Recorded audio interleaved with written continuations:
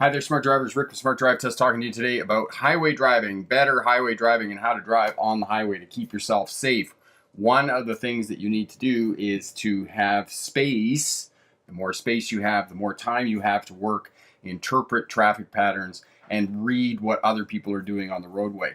And the reason that I say space is because if you're not near anything, it's less likely that you're going to hit something. So we're going to tell you how to do that today, how to maintain space, how to keep yourself safe, and how to read traffic patterns so that you are by yourself on the highway, keeping that space in front of your vehicle and driving smarter and significantly reducing the chances of you being involved in a crash. Today we're talking about safer highway driving, how to keep yourself safe at higher road speeds. And for new drivers who are not accustomed to traveling at 50, 60, 70 miles an hour, this can be daunting the first time that you merge out onto a freeway or are driving on a highway. So that's what we're going to talk about today and give you some skills and abilities to help you out with all of that. For those of you new to Smart Drive Test, my name is Rick August. I was a long-haul truck driver in the 1990s, hauling freight between Canada and the United States, mostly east of the Mississippi in the U.S. However, a few times I did make it out to the western states in the Midwest and down to the southeast. Became a licensed commercial driving instructor in 1997. I went on to become a licensed instructor in Australia, Victoria, Australia, as well as British Columbia, and I'm currently a licensed commercial driving instructor in British Columbia and just finished the upgrading for the mandatory entry-level training. 2006, graduated from the University of Melbourne with my doctorate in legal history, which is a study of policing, courts, and prisons. As some of you may know, my expertise is in policing as it relates to traffic. Oddly enough, my fascination with traffic is road users and what motivates road users to act. How does the law force them to act? How do driving culture force them to act, and those types of things. And that's what my fascination is, and how we try and make people safer with traffic safety. You want to know more about me and the online business, which has been wildly more successful than I could have imagined, have a look down in the description and you'll find the autobiography over at the Smart Drive Test website. Awesome stuff to have a look at, how to merge onto a freeway, particularly with short on-ramps and acceleration lanes, and as well have a look at the space management video, how to manage space in front of your vehicle and around your vehicle. And all of these videos, the links are down in the description. Have a look at those. And again, those are great tools to make yourself a safer, smarter driver when you're on the roadway. Faster speeds, as I said, traveling 60 miles an hour. You are traveling at an incredible speed, probably about 100 feet per second, which for some can be a bit daunting, especially the first few times you do it. Following distance is your first line of defense. You want to maintain that 2 to 3 second following distance when you're out on the roadways. The reason we measure in following distance, or we've measured following distance in time, is because it is relative. It's relative to speed. So the faster you go, the bigger that distance is in front of your vehicle. You want to be looking farther down the road as far as you can see. You want to be looking around corners, looking for traffic signs, because traffic signs will give you information about the roadway, whether it's going to curve left, whether it's going to curve right, whether there is going to be a merge. The lane that you're in is going to end, and you have to get over into the other lane. If you are braking a lot and touching the brake to control speed in front of your vehicle, or space in front of your vehicle rather, you are too close to the vehicles in front and you need to back off and get more space. And I was thinking about this last night. Why is it that drivers insist on driving in clusters? And this is the next point that I'm going to make. There is so much room front to back between vehicles out there on the roadways that it is so easy to back off. I mean, unless you're going to pass the car in front of you, it is really, really easy to keep that space in front of you. And this is something that we need to work on and teach drivers if we are going to reduce the number of crashes that we're currently having, because crashes are going up because of distractions with people with their phones in the car and telematics and those goofy screens that all these new vehicles come with. These are causing people to crash more. Stay out of the clusters, and this is the point that I was just alluding to in the previous slide. Drive in the spaces between the clusters, and if you do have to move through the cluster, which you will inevitably, move through it quickly and expediently, but drive in the spaces between the clusters. It's a domino effect, and you see this, and there was just one more pile up on the freeway. I don't know where it was, but there was a huge dust storm and there was like 100-car pileup. This is because people are following too close to each other, and this is what happens. And on the highway, 3 to 5 second following distance under ideal conditions. If the conditions deteriorate, the light, the weather, traffic becomes congested, then you want an even greater following distance. If you're pulling a trailer, as many of us are going to be doing this summer with camper vans and boats and those types of things, then increase your following distance even more in front. The reason that you need space is it gives you time to work, it gives you time to observe, it gives you time to communicate with other traffic effectively, and it gives you time to have the correct response rather than hoping on a dream and a prayer that you are going to react in time to the traffic in front of you. So respond. Okay, predicting road user behaviors. Look for the intersections along the highways and freeways. Look for the on-ramps and off-ramps, because on the on-ramps, you know that there's going to be traffic coming out there, and you can predict that by looking for these. Big trucks are going to be coming out of the weigh scales. Weigh scales, you can see them from a long distance away. As well, there are many signs along the roadway that are going to indicate weigh scales, that are going to indicate hills. Big trucks, large vehicles are going to be slowing down on hills and other inclines and whatnot. So therefore, look for these places. Look for speeders. You need to be able to interpret and read the speed differentials between your vehicles and other traffic on the roadways and other vehicles that are driving too slow. If you insist on driving the posted speed limit when you're out on a highway, please stay in the right-hand lane. Get over to that right-hand lane as quickly as possible. Okay, shoulder checking. You must shoulder check on highways. People will drive in your blind spots. I've had this happen the last several days, that people will be in your blind areas. And when you're shoulder checking, make sure that you hold the steering wheel straight. The vehicle will go where you're looking, so it's a very quick shoulder check. Okay, shoulder checking, sharp 90-degree turn of the head. All right, mirror adjustment, convex mirrors. Convex mirrors will help to look into your blind areas, and you can purchase these little round mirrors and put them down in the bottom of the corner of your mirrors, and they will really help out. I know that there is the Society of Automotive Engineers that has another way that you can adjust your mirrors. I do not subscribe to that because I don't think that it is a good way of eliminating blind spots on your vehicle, and it simply doesn't work. So there's a video here on the channel, 8 things to set up on your vehicle, and set up the mirrors in that way, and it'll keep you safe. Cruise control. Learn how to use cruise control, and it's very simple to use. There's a on button, a resume button, a set button, and the resume button will accelerate 1 mile per hour every time you click it, or you can hold it and it will accelerate indefinitely until you release the button. And then there's the set button, and that will also decelerate 1 miles per hour, 1 kilometer per hour, or it will decelerate as long as you hold it. One of the things that many people feel that they're not in control with cruise control, but it helps you to keep at a constant speed when you're driving on highways and freeways. As well, it eliminates one of the distractions of monitoring your speed while you're going up and down the roadway.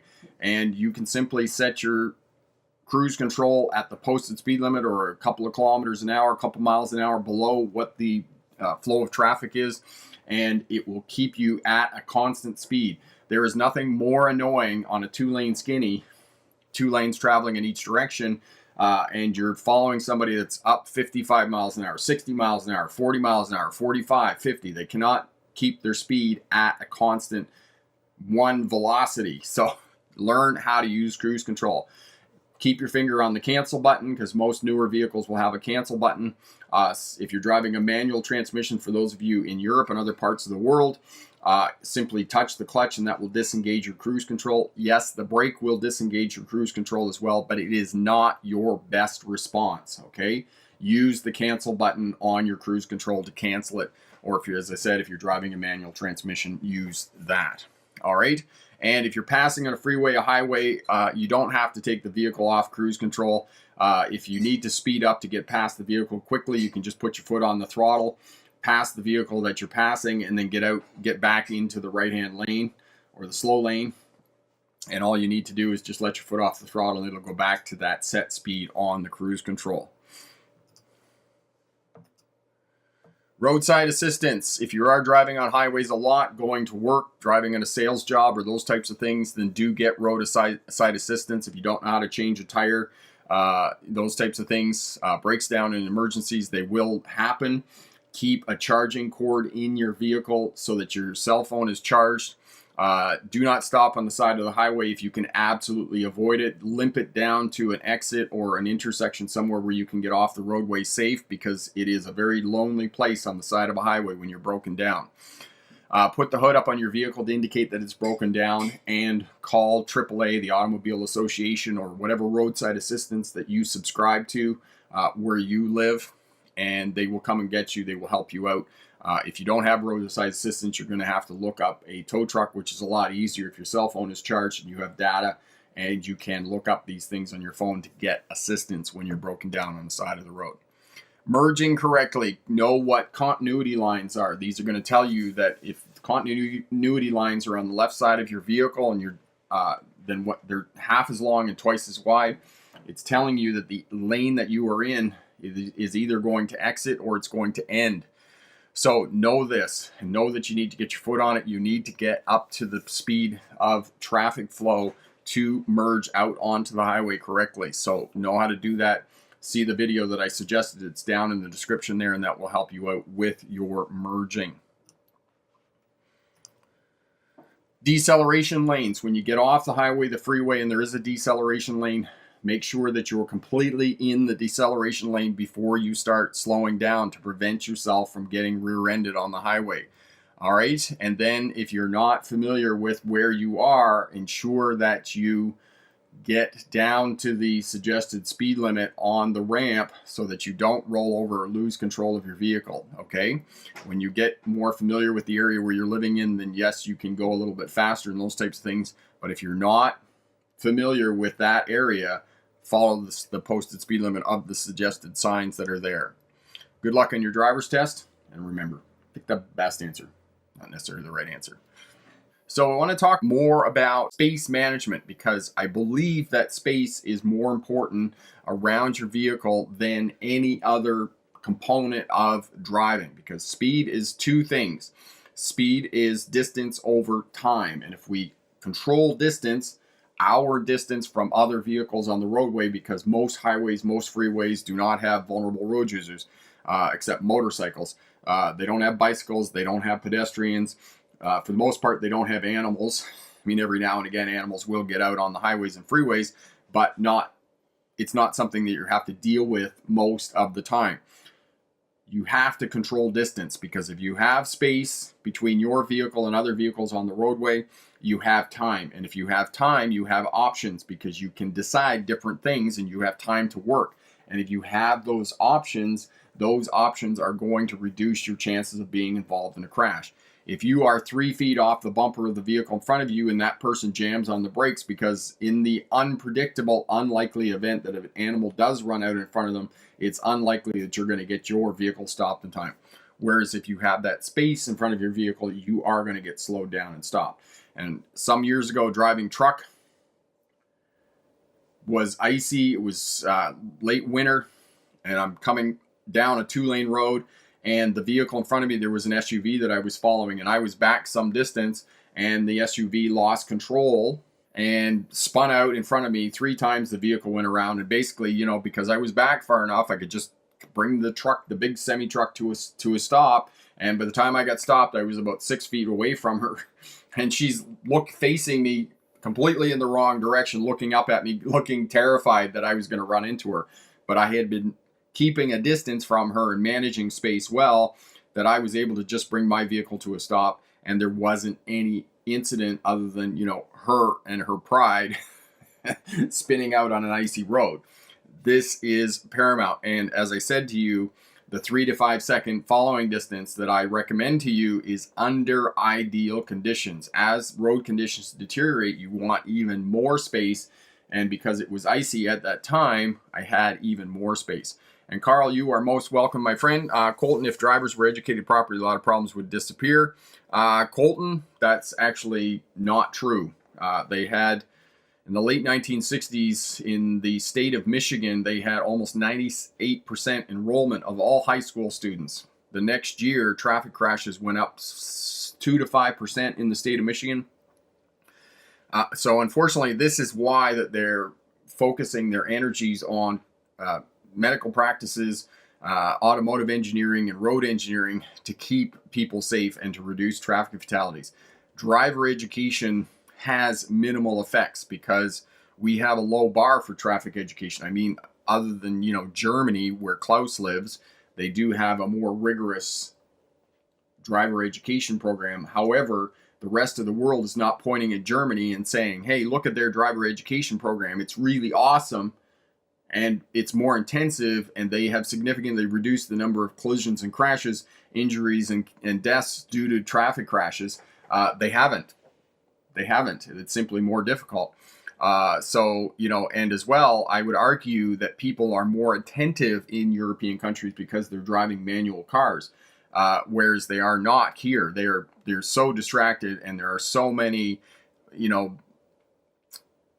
creature comforts in the vehicle that negate speed. We simply don't know how fast we're traveling. And I'll give you an example of that. Tracy has a 2016 S4 Audi with a V6 supercharger in it. It's a sports car, and it's a beautiful sports car, and German engineering at its peak as far as I'm concerned. Doing 130 in that car is like doing 60 kilometers an hour. 140 is like 85 miles an hour. Doing 85 miles an hour in the Audi and then is comparable to doing 60 kilometers an hour, 40 miles an hour in my buggy, my old 1998 Honda CR-V.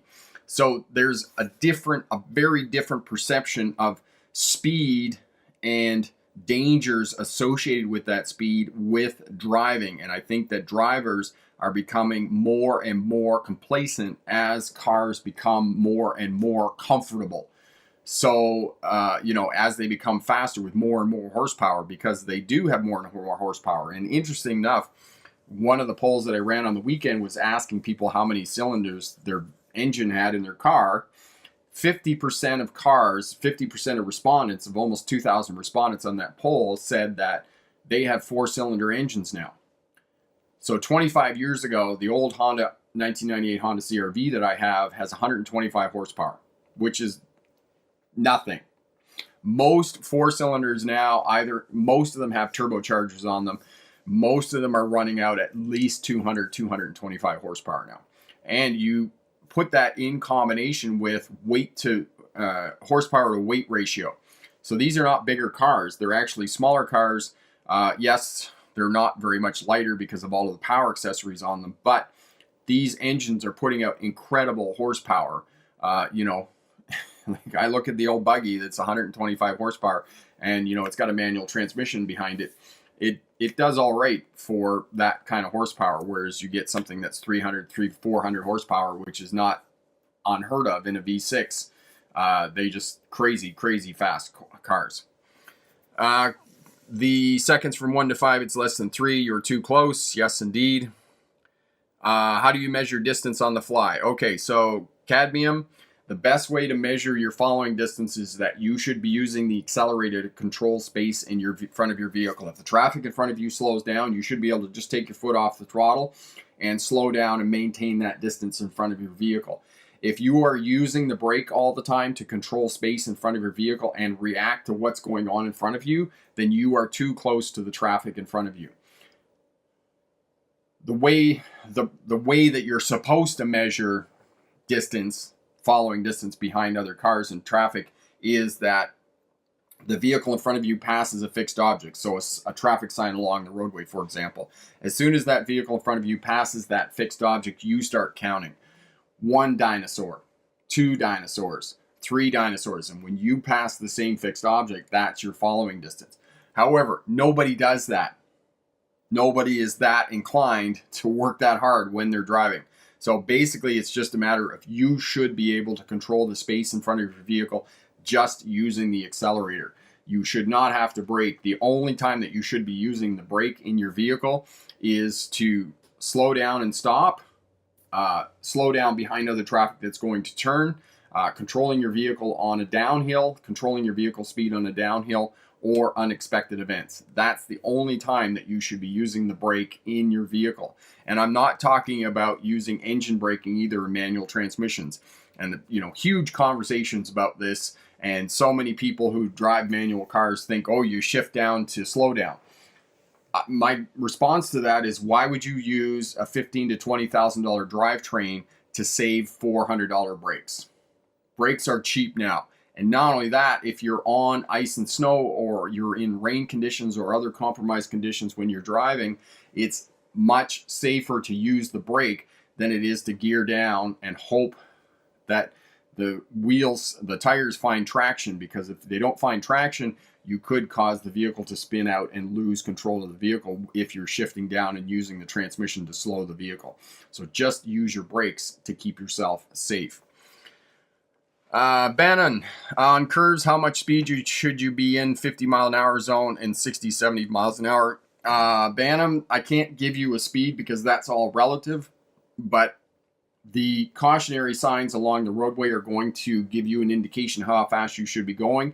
The other piece about curves, corners, and turns is you should be on the accelerator. So before you get to the curve, corner, or turn, you should be slowed down before you get there, and then you power through. And I don't mean accelerating. You shouldn't be gaining speed as you're moving through the curve, corner, or turn, but you need to be powering through. There needs to be a little bit of throttle so that you're pushing the vehicle through the corner, curve, or turn. It's the same thing with pulling a trailer. You always want to be pulling that trailer. You don't want that trailer pushing you through a curve, corner, or turn, because eventually, if it gets slippery, you get a bit of rain, you get a bit of snow, eventually what's going to happen is you are going to lose control of that vehicle. And the bigger the vehicle, the more weight you have on the trailer, it becomes even more and more important. Colton, a dash cam can help prove which person is in the right if the other person is swearing like a sailor. Yeah, let's talk about dash cams for just a minute. Dash cams, remember, dash cams are a two-edged sword. They not only, record what the other person is doing, but they also record what you're doing as well. And, I run a dash cam in my vehicle all the time, and I've caught myself doing some goofy things that I shouldn't be doing. I get out there, I'm not paying attention. I'm engaged in social driving, following the traffic, not really paying attention as much as I should be, and something happens and it's recorded on the dash cam, and you're like, oh, wait a minute, I shouldn't be doing that. So know that if you're getting a dash cam because you think everybody else on the roadway is a dummy and you want to prove that somebody else is in the wrong, just keep in mind that it might be you that's in the wrong, and the dash cam footage is going to demonstrate that you in fact were negligent, and you could be convicted of that, being involved in that crash and causing that crash. All right. Vanilla, would you recommend dash cams for new drivers? Vanilla, if you want to learn how to drive better, then yes, get a dash cam. But as I just said, it's a double-edged sword, and it might work against you, if you do get into a crash. Rain sound, sometimes it's not you, it's the other driver that hits you. Yes, that's true, but also sometimes it can be your fault, as I said. Okay. All right. Epic, my friend. On the highway, you will see advisory speed limits of curbs. Some of them are low at 25 miles an hour with signs that show a trailer that flip over passing on a 4-lane freeway is different from a 3 or more. And yes, and you have to be more aware. The bigger the freeway, the bigger the highway gets. You get into 3 lanes, 4 lanes, 5 lanes. Generally, it's better to be in the center. That way you always have an out. You can move to the right, you can move to the left. All right. Now, the other piece about highways and freeways, left lane squatters. It is my pet peeve that people are sitting out there in that left lane and they feel entitled, self-righteous, whatever it is that allows them to sit in that right-hand lane, or left lane rather, and not move back over. You should be passing and traveling faster than the other vehicles on the roadway. Every state, every province in Canada, every place in the world has signs that say, slower traffic, stay right. It is not a suggestion. It is a regulation. It's on a regulatory sign. It is the law. So pay attention. And as I was saying, 10 days ago here, I went and picked up Tracy at the airport at midnight. There's very few people on the roadway, and 3 cars sitting together in a cluster, and one of them, they're sitting in a triangle, one of them sitting in the left lane doing 80 kilometers an hour, 50 miles an hour in a 90 kilometer an hour zone. So they're traveling less than the posted speed limit, and it's just like crazy stupid why they're even in the left-hand lane. Get over in the other lane. Not only that, why are they driving together in a cluster? There's so much space out there, forward, front to back. It's like, why are you driving in a cluster with these other vehicles? They're just asking to be involved in a crash. Colton, better make it triple-edged chainsaw. You could also send a passenger who is in your car to the jail or prison. Potentially, yeah. But as I said, it's just a matter of, you know, dash cams are going to record what you're doing as well. So it could end up being your fault with the dash cam. JD, what do you do about tailgaters? Excellent question about tailgaters. JD, there are several strategies that you can employ with tailgaters. If you have a tailgater and you're in the left lane, simply move back to the right lane and they're going to pass. When people are tailgating, oftentimes what they're doing is they're telling you that you're driving too slow. So the other strategy and skill that you can put in place is to increase the following distance in front of your vehicle. If you have more distance in front of your vehicle, you're not going to have to jam on your brakes. You're not going to have to make aggressive movements, which, you know, the person behind you is going to have to react in time so that they don't park in your trunk, so to speak. So more space in front. If there's a place that you can safely pull off the road, if they're continuing to do it for mile after mile after mile and they're not getting around you and not passing, then pull off the side of the road and let them pass, okay? Most of the time, people who are tailgating are not going to be there for very long. However, increase that following distance in front, just keep an eye on them, and then eventually they're going to pass you, because what they're telling you is that you're driving too slow, you're upsetting them, and you're, you know, bunging up their day. So this is one of the ways that traffic communicates, and this is, as I was saying, and I haven't mentioned this yet, driving is a social activity. And we communicate non-verbally. It's the same thing as when we're talking to somebody else. We communicate with other people non-verbally, and it's the same way with traffic. It's more subtle with traffic, and we have to learn how to do that. But when people are tailgating you, that's what they're saying to you. They're saying, you are driving too slow, and I'm going to tailgate with you until you as a dummy get out of my way, and I'm able to get around you and pass you. All right? So, strategies for tailgaters. Increase your following distance front. Don't make aggressive moves. Signal early. If there's a place on the side of the road you can safely pull over, let them pass. Do that. If you're in the left lane, then get back over to the right lane and let them get past you. Colton, you could send a random pedestrian to jail or prison for committing a crime like vandalism or insurance fraud. Potentially. The other mistake or the other misconception, Colton, about dash cams is that dash cam footage is really clear. In my experience, I have only had 1, maybe 2 dash cams, and this goes out to kind of all smart drivers, is maybe you can make a recommendation of a really awesome dash cam with really good video quality, because even though they say 1080p for quality, video quality, I have found that dash cams are not really that great. I have a Garmin right now. It's okay. It's not super great. And you have to be very close to another vehicle. You have to be at least 1 vehicle length behind the other vehicle in order for it to be able to read the license plate in front of you. So know that. The misconception about dash cams is they shoot high quality video. They don't shoot high quality video in my experience. As I said, I've only had 1 or 2 that have actually done that. So if you have experience as smart drivers out there and you can make a recommendation to me of a high quality dash cam, I'm looking for another dash cam. As I said, right now I'm running a Garmin. I'm not incredibly happy with it, but it does work out. GoPros are the way to go. Yes, I have a couple of GoPros. They're really great. The issue with GoPros is that they have a limited amount of recording time. You can only record about an hour, maybe an hour and a half. As some of you may or may not know, with dash cams, you put the SD card in it, it records about 6 hours of video. So there you go right there. Because it records 6 hours of video, the video quality is not as high because you have an issue of data, right? How much storage do you have on your SD card?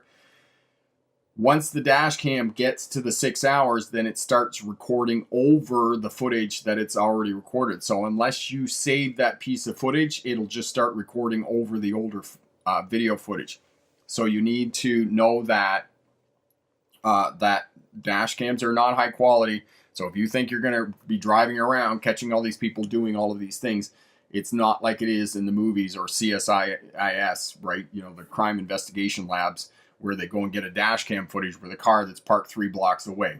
Doesn't happen because it's the video quality at that distance is almost garbage. All right. Blessed, my friend, how are you? Awesome, awesome. Rain, if you hit someone and they die, is it automatic manslaughter? No, it's not. Car crashes happen. People are at fault. It is not always manslaughter. Manslaughter implies intent, that you had intent, or negligence. One of those two things. Now, if you had negligence, you know, for example, you ran through a red light, then perhaps you're going to be charged with manslaughter. Most of the time, you're going to be charged with simple negligence when driving, or if you're drunk, or those types of things. It's really difficult to make those kinds of charges stick. And they don't call it manslaughter anymore. And the reason they don't call it manslaughter is because juries were reluctant to convict people who were being charged with manslaughter. They now call it vehicular negligence, I think it's called. It's like sexual assault. You know, it was called rape. Now it's called sexual assault within the courts because the courts found that juries were reluctant to convict.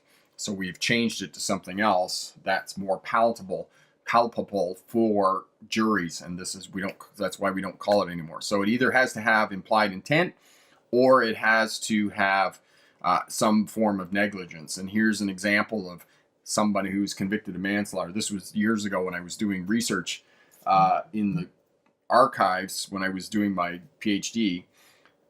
There was a case, and this was back in the days before automated railway crossings, you know, the lights and bells, and the train is coming, and it automatically, electronically, everything works, and the gates go down and the lights come on. They actually had people who worked as the gatekeepers put the lights down, the gates down, turn the lights on and whatnot, and warn traffic that the train was coming. And the one woman who was working with her husband running the gate for the train didn't make it back in time for the train to come through. A horse and buggy went across the railway tracks, was struck by the train, and the woman, because she wasn't in the train house, was charged with manslaughter. Now, this was obviously a case in the 19th century, but it was negligence. She was negligent of her duty, and that's why she was charged with manslaughter, because somebody was killed as a result of her failing to do something. So this is some of the things that you could be done in car crashes. But for the most part, car crashes seldom are, drivers and road users are seldom charged under the criminal act. They're usually charged under the Highway Traffic Act. So there's a whole kind of legal thing that we got into there that was probably a little bit more complex than what we wanted to talk about. Klaus, some people, especially drivers, if they are young, like 18, 30 years old, driving over the speeding and not are paying attention to what they're doing. They're on their phone, chatting with other people in the cars and those types of things. And Klaus, I would argue that it's not just 18 to 30-year-olds who are doing this. I would argue that it is older drivers as well. And we have passed regulations in most countries in the world that you can drive a vehicle and talk on a hands-free phone. Now, I have a hands-free phone in the buggy, and I have talked on my phone while I'm driving, and I am equally distracted. I don't care whether you're holding the phone or not. You are equally distracted. So this was another piece of social driving where politicians compromised with the whole phone thing, that, you know, we can't have handheld phones in our vehicles because you're distracted, but we can have a hands-free phone in our vehicle where you're not touching the phone, but you're still talking on the phone and you're still distracted, but that's okay.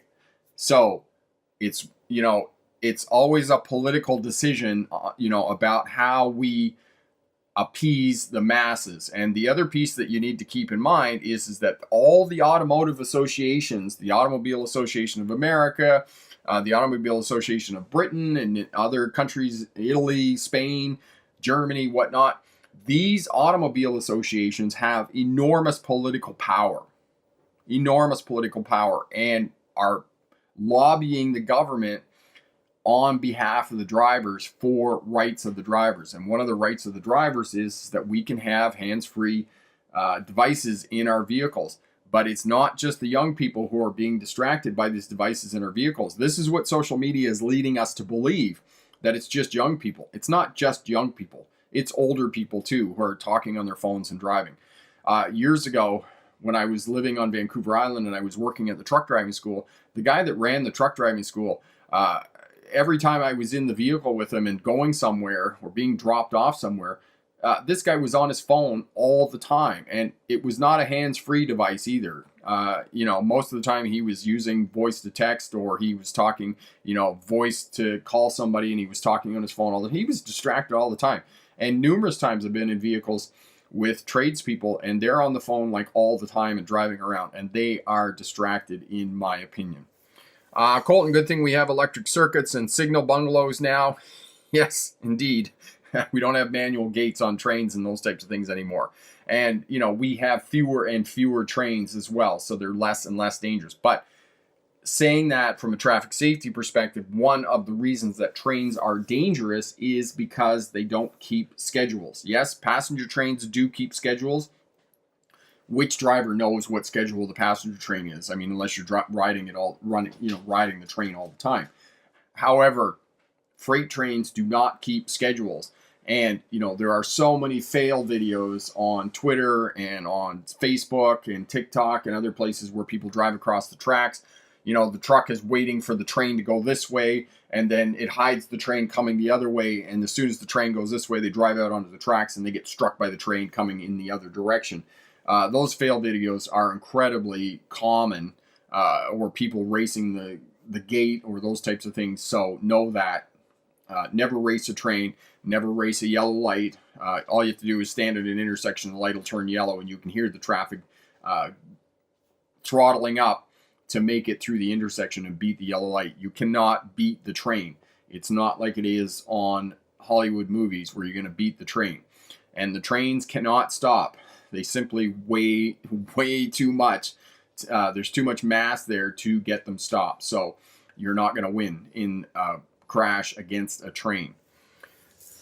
Politicians in the U.S. make my head hurt from all the lies and stupid stuff coming out of their mouths. And yes, and Colton, I don't completely disagree with you. And the other piece about traffic safety policy, traffic safety laws and regulations, much of this gets drafted by bureaucrats and people who don't know anything about traffic. And here is an example of that. To catch up after the post-pandemic, the province of Ontario here in Canada eliminated the slow speed maneuvers as part of the driving test. Many bureaucrats in the United States, there are a number of states that do not require drivers to parallel park on their test. And then we wonder why, after they get their license, they can't drive the vehicle. The reason they can't drive the vehicle is because they didn't focus on slow speed maneuvers. What they should have done in the province of Ontario, rather than eliminating the parallel parking and backing into a parking space and 3-point turns, is they should have made those mandatory, and you didn't have to go out on the roadway to get your license, because anybody can drive a vehicle up and down the roadway. I could put a monkey in the car and they could hold it going up and down the roadway in a straight line. But backing up for a block, parallel parking, backing into a parking space, that takes some skill, and the level of learning is really high, and this is what we should be focusing on with new drivers. So politicians and bureaucrats are not the best people to get involved in making policy and making laws around traffic safety. Epic, another problem of two-lane roads is that drivers will try to pass each other in unsafe conditions. One of these instances occurred in New York State here. A teen driver crashed into a school bus with fatalities. And yes, and that is very unfortunate that people pass when it's not safe to do so. And again, this comes back to, if you're driving on two-lane highways, please try and keep up with the traffic flow after you get your driver's license. It's going to make you more predictable on the roadways, and it's going to keep you safer. So please do that when you're driving on our roadways. Vanilla, you are most welcome, my friend. If you have any more questions, leave a comment down in the comment section there, and we'll do what we can to help you out. And if you're going for your driver's license, pass your driver's test first time course package available over at the Smart Drive Test website. guaranteed to pass your driver's test, and as well as a bonus, we throw in both the winter and defensive driving smart courses. Those will keep you safe after you get your license, because guaranteed to pass first time. It's on sale for about $38 US, down from $60. So have a look at that and get your driver's license. Colton, the slow speed maneuver should be the sole focus of a driver's test on a busy day with roads driving happening only on slow days. Yes, and I tend to agree with you on that, Colton, that I think that slow speed maneuvers should be a bigger part of the getting your driver's license and learning how to drive, because it's the fundamentals of driving. It's like what scales are to music. It's what drills are to sports. And we do not focus on the fundamentals of driving. And actually, I asked in a poll there, could people back up for more than a block in their vehicle? And of course, most people haven't done it. Most people can't do it because they have a really, really hard time backing up. As well, now with technologies of backup cameras in our vehicles, most people simply rely on the technology to back up. They're not using all of their other skills. They're not looking in the mirrors. They're not looking around the vehicle doing a 360-degree check. They're not looking out through the back window to observe as much as they can when they're reversing. I watched a woman do it this morning. She was backing up along the edge of the roadway and was simply looking down at her backup camera. She's not using all of the tools and all of the strategies that you can to keep yourself safe when you're driving. And this is what we need to do. We need to use all of the skills and abilities that we have when we're driving to keep ourselves safe. Blueberry, I had my license for 2 years and I'm still struggling to front park. Yes, there we go. So if you had some more slow speed maneuvers when you were learning how to drive, you wouldn't be struggling now with your front parking and backing up and those types of things. Rain sounds the speed limit messes up the driving test. Yes, it does. But again, rain, I know that, for the purposes of your driver's test, you have to drive the posted speed limit. And then after you get your driver's license, it's okay to drive up, keep up with traffic flow and those types of things. However, it's another piece of control with the vehicle that they want you to demonstrate, because your job in getting a driver's license and taking your test is to demonstrate to the driving examiner that you have due care and control of your vehicle in changing traffic conditions, and managing speed is one of those controls that you need to have in place and need to demonstrate to the driving examiner. Now, people ask me, how much can I go above the speed limit or below the speed limit? It's not how much, but it's for how long. You shouldn't be really going more than 3 to 5 miles an hour over or under the posted speed limit. However, you should be adjusting it every 12 to 15 seconds. And the reason for that is that your speed management is tied into your observation, because you're looking far down the road. You're looking at your instrument panel far down the road, wing mirrors far down the road, checking your center mirror, and then repeating that. So every 10 to 15 seconds, you're looking at your instrument panel and looking at how fast you're traveling, and you should be adjusting your speed accordingly.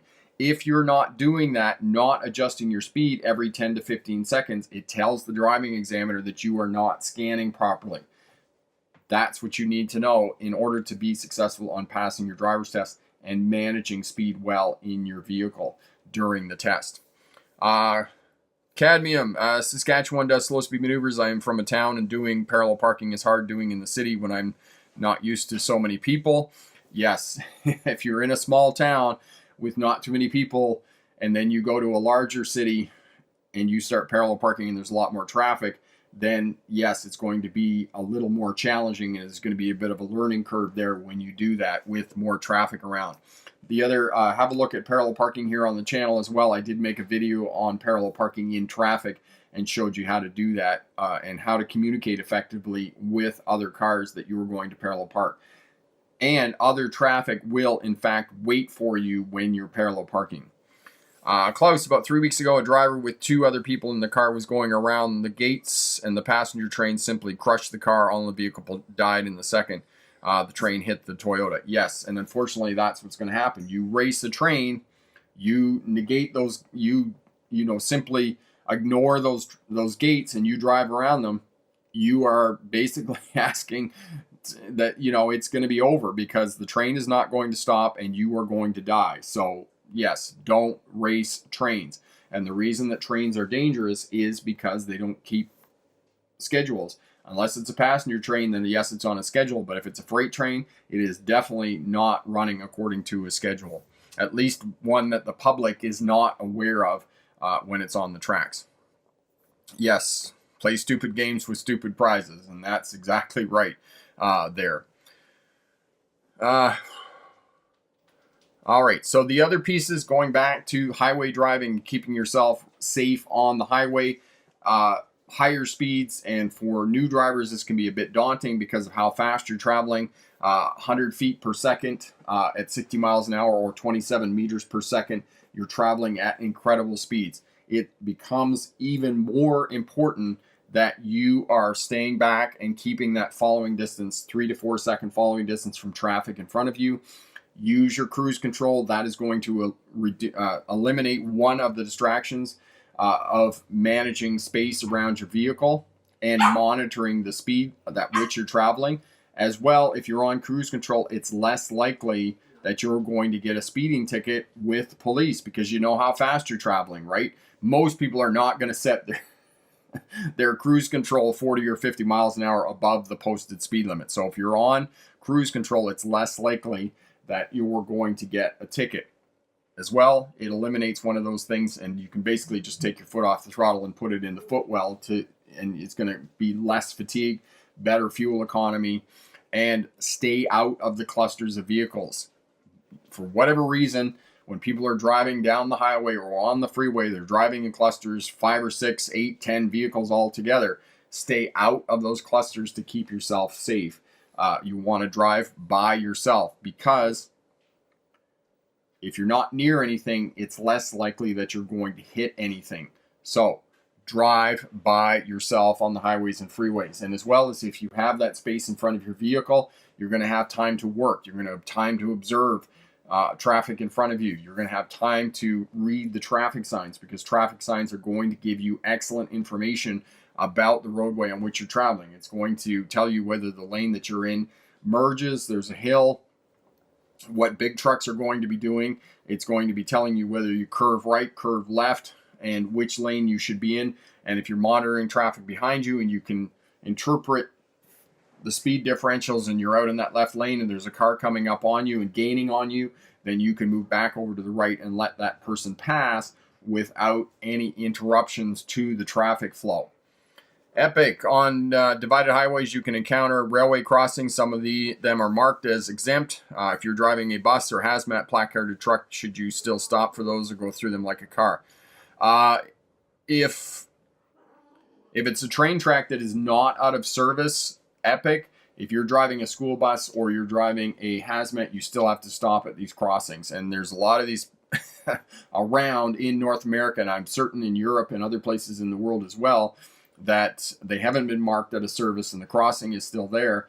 Hazmat vehicles and school buses still have to come to a complete stop at these intersections with railway crossings, and they still have to stop, open the door, make sure that there aren't any trains approaching, and then proceed only after that they're sure that all of this has happened. Blueberry, it's shocking that people still play chicken with trains, and yes, they do, and you know, it boggles people. But unfortunately, we get these messages in Hollywood films and from popular culture and misconceptions about driving that we're gonna win. You know, it's our optimism bias. We're not gonna get killed. We're not gonna be involved in a crash. We're gonna narrowly miss this, and we're gonna have a little thrill to our life. Unfortunately, people do get killed in these situations, and you know, it's tragic when it happens, especially with trains. And people doing really dumb things like driving around gates that are down and bells and lights flashing and whatnot. So know that. Tailgaters on highways and freeways, move back over to the right lane. If you're on a highway and there's a safe place to get off the roadway, then do get off the roadway and let the tailgater pass you. Increase your following distance in front of your vehicle so you don't have to make aggressive movements with the steering wheel, with the brake or the accelerator. because essentially what they're telling you is if they're tailgating you is that you're driving too slow and you're messing up my day, and I'm going to tailgate you to tell you that in fact that's what you're doing. So this is why people are tailgating when you're driving. They think that you're driving too slow and you're impeding their progress in the day, and you're upsetting whatever, code of driving ethics they think you violated. Sebastian, they have to open the door, the drivers of the school bus and hazmat trucks. Just the school buses, Sebastian, not the hazmat trucks. It is a good idea to roll your windows down and make sure that you can't hear the whistle or the train coming or those types of things. But hazmat trucks basically just have to come to a stop. Look, scan the intersection, scan up and down the railway tracks, and then proceed after they've come to a complete stop. So it's just school buses. They usually just open the door. Don't hear anything. Don't hear the train whistle. Don't hear the train coming on the tracks, and then they close, and then they proceed down the roadway. Stay out of the clusters when driving on highways and freeways. Look for the intersections along highways. If it's a freeway or an interstate, look for the on-ramps, the acceleration lanes. Look for the deceleration lanes. Oftentimes, these are accompanied by an overpass. Not always, but they can be. Read the signs along the roadways to be proactive on the highways and freeways, because the more proactive you can be, the more predictable you are on the roadways, and the less likely you are of being involved in a crash. Yes, the windows do not roll down. There's a little sliding window beside the bus driver, but there's not a roll down window. There's a little sliding window there for the most part. All right, stay out of the clusters. Use cruise control, as I said, to manage your speed driving up and down the roadways. Easy to use. It'll have an on button, and then it'll have a set and a resume. If you hit the set button, it will slow down 1 mile an hour, 1 kilometer an hour every time you hit it. If you hold it continuously, it'll slow down. The resume button is the accelerate as well. And the reason it resumes is if you kick off your cruise control with the cancel button and you want to get going to set it back again, you just hit resume. If you tap it, click it, it'll go up 1 mile an hour, 1 kilometer an hour, or if you just hold it continuously, it will continue to accelerate for as long as you hold it. Most people are not comfortable with cruise control, and the reason that they're not is because they don't know where the cancel button is and they don't use the cancel button. Figure out where that is on the cruise control, and if you need to kick it off, use the cancel button. Don't use the brakes. That's the incorrect response for kicking off your cruise control on your vehicle. Most newer vehicles within the last 5 years are all going to have adaptive cruise control, which means that you can set a following distance of 2 seconds, 4 seconds, or 6 seconds. I usually encourage people to set their adaptive cruise control at 4 seconds. And then if you have lane assist as well on your vehicle, you basically don't even have to touch the steering wheel. Just keep one hand on the steering wheel where you're driving up and down the highway. The vehicle will basically drive itself. It's the next best thing to self-driving mode on Teslas and whatnot. Colton, I haven't seen an underpass, overpass free exit yet, but I haven't traveled a lot. You will once you get out on the interstate, my friend, the freeways. You'll see overpasses and those types of things. In the wintertime, know that bridges and overpasses are going to freeze first, so best if you think that there is ice, the proverbial black ice in the wintertime and spring and, early spring and late fall, then, stay off cruise control if there is ice, because you definitely don't want to hit one of these and have a patch of ice. Then you're definitely going to spin out for sure. Cadmium, is it possible to blind the car in front of you with your headlights in snow or rain storms if you get too close? Yes, it is, especially with modern headlights, once you can see 197 miles in front of your vehicle. If you're up behind another vehicle, it reflects off the center mirror and into your eyes. Now, there is a tab underneath the center mirror that will deflect that, so it's not, inside the vehicle, but, turn your headlights down to low beams when you're on the highways and you're up behind other vehicles, especially in rain and snow and those types of things.